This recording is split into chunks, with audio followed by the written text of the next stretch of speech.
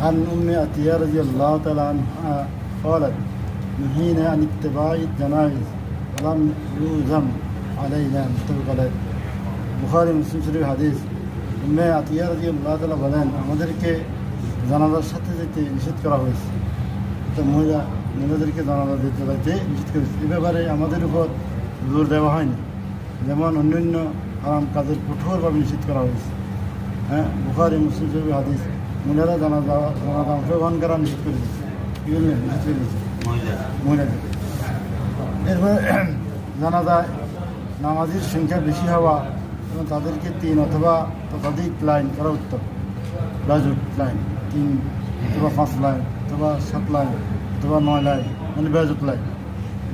আয়েশা রাদিয়াল্লাহু তাআলা বলেন, রাসূল সাল্লাল্লাহু আলাইহি ওয়াসাল্লাম বলেছেন যে মৃতের জানাজা 100 জন মুসলমান পড়ে